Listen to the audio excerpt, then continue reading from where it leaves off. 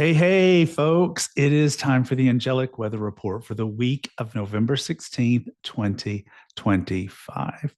And this week continues our journey into what I've been calling the quiet between seasons. We're sort of past maybe the full blush of autumn, but not quite into the holiday whirlwind yet. It's just that gentle hush, the moment when the year exhales. Now, you may feel reflective, a little tender, maybe even sure of what's next. And that's not a problem. I'd actually prefer for you to think about it as being sacred, because when life settles, even just a little, the angels can whisper things that we might have missed in the noise. So, the spread that we've been using this month, that I've called the still point, is here to help us to see what we're releasing, what the pause is teaching, what's quietly forming, and the next gentle step forward. Well, this week I'm using Angel Wisdom Tarot cards. And so let's all take a breath together while I go ahead and shuffle and see what the still point is for the week of November 16th, 2025.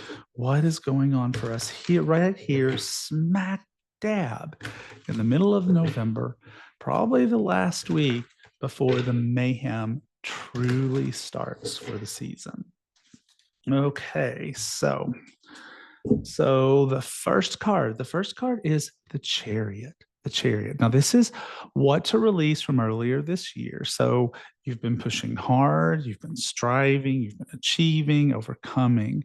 And I think angels are trying to say to you, you can let the pressure go now. Release the belief that progress only counts if it's big or fast. Let go of perfectionism and self directed pressure. You've proven your strength already. You don't need to white knuckle the next part. The message here is to stop forcing the momentum. You're still moving even when you rest. On this card is Archangel Metatron, who is alignment and focus. It's not supposed to be about strain. Another way to say this is the win is already yours. You don't have to fight for it anymore. Card number 2 is Eight of Air. I've always loved Eight of Air. In traditional tarot, we call it Eight of Swords. This card is the gift and the stillness. It's what you learn in the pause, because the stillness reveals that the real barriers were internal. They were fear or they were doubt, old stories. I hate old stories. Clarity arrives when the noise quiets and you see that you are more free than you realized. The cage isn't locked. The gate isn't locked. The door is always open. So the wisdom here is when you slow down, you can actually see what has been holding you in place and gently step beyond it. This card refrains the pause as freedom, not limitation. The key takeaway is that the stillness is here to help you to see truth and liberate you. The pause is not a prison, it's a doorway.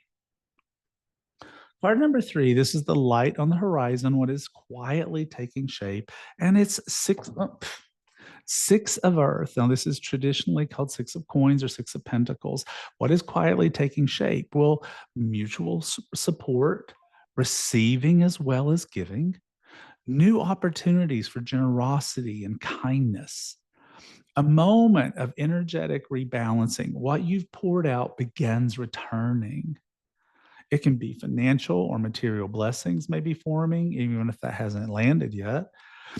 Relationships even out. There's harmony in exchange. This card tells you that help is coming and it's okay to accept it. The key takeaway here is that balance is coming back. You don't have to do everything alone anymore because your blessings are circling back to you. And the last card is called the next gentle step. The next gentle step, it's the way forward, and it is the Knight of Water, otherwise known as the Knight of Cups. And so this card wants you to lead with your heart.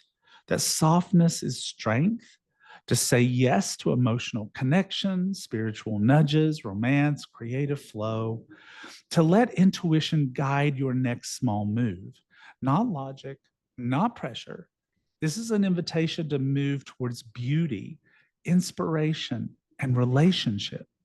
You don't have to run. Just follow the feeling that feels truthful and sweet.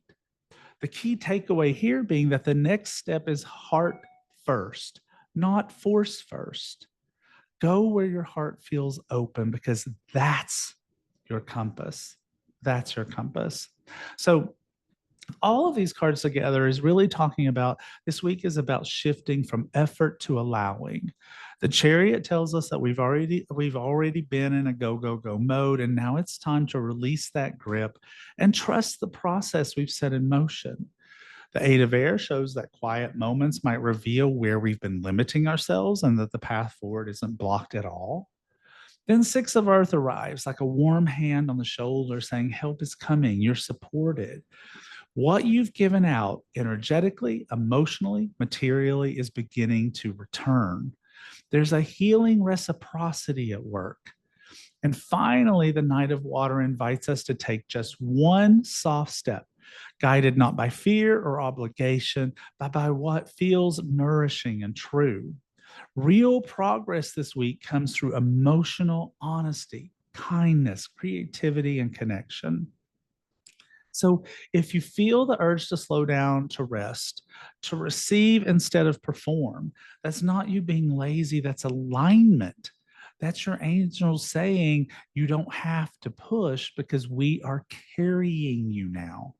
It's a heart-led week. It's a beautiful setup for the gratitude energy of American Thanksgiving that happens next week, or gratitude no matter where you are and wherever you want to, and whatever part of the country you are, bringing gratitude into your week. A really great archangel for this week is Shamuel because he's emotional clarity, he's loving direction, he's that kind of stuff. And if you need an affirmation to keep you there, just remember to say, I really I release pressure and I am open to support. I release pressure and I am open to support. I let my heart show me the next step. I let my heart show me the next step.